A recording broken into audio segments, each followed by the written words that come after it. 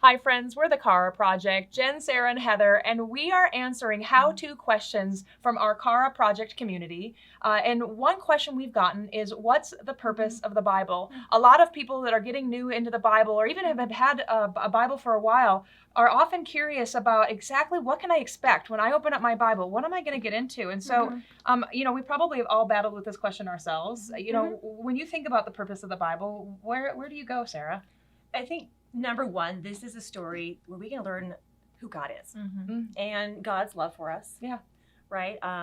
Why we were created, and His story of redemption. Yeah.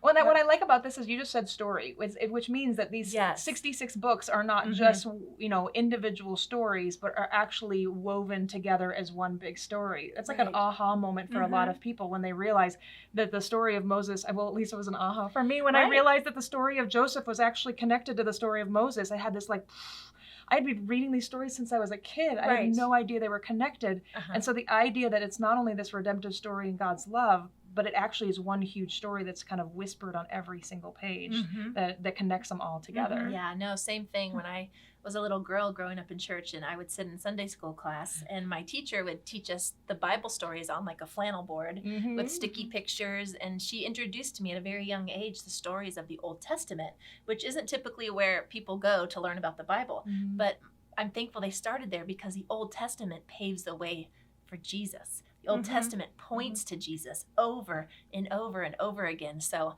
I love how from start to finish it is a complete story. Yeah. Right. Well, go ahead. One thing that's cool about that too is when we realize that the Bible, the majority of it actually is story and poetry. And it's fascinating that that is how God chose to share who He was and what we're all about. It was through that language. A lot of us maybe think of it or go to it just for information. Some people have a tendency to think of it as a science book or even a history book, and it does point to those things. It does have history in it. It does answer some science questions, but that's not the purpose of it. Absolutely. And well, and I actually experienced that recently. I was talking to somebody that was really into science that had just started reading the Bible for their first time. And they were trying to ask all these science questions and looking to the Bible for the answers. And the reality is that's not what the purpose was, what it was created for. Now, it does give a lot of great history, and there is a lot of interesting science, scientific pieces that we see. But that's not the purpose. And so if you go to the Bible assuming that you're going to get scientific answers or you're going to get all of the history comprehensive from front to back, that's not what it was created for. Right. And I think we could say the same thing's true for many letters in the Bible that were written to a specific people group. And I don't know about you guys, but I've always loved the Psalms, because the Psalms are timeless, right? And even though they were written for a specific people group, for a specific reason, to the people of God, and as a way for them to remember God's faithfulness, we can turn to the Psalms and read and also remember that God was faithful then, but then apply that to our own lives, that He's faithful now. Well, and you're hitting on something. It's about applying it to our own lives. This book isn't just about God and God's love for us.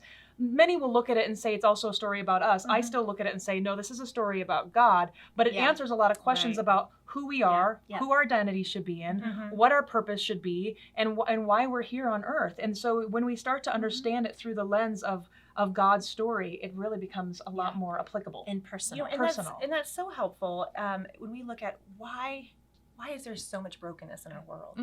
Why is there so much hurt and so much pain? Is this really the way God created us? Is this the world God created? And it answers a lot of those questions. Yeah, for sure. As you begin all the way back in the beginning, and you see God's plan, as we mentioned, God's plan of redemption.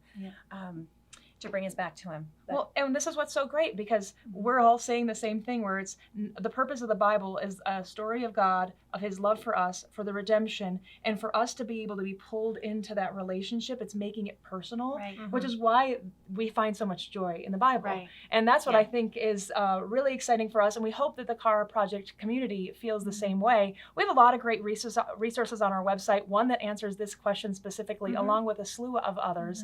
So we hope you check out the website, see all the resources that are available to answer some of the beginning questions, middle, and beyond as you continue to explore the Bible. So I hope you join us on our website. Thanks again. We'll see you soon.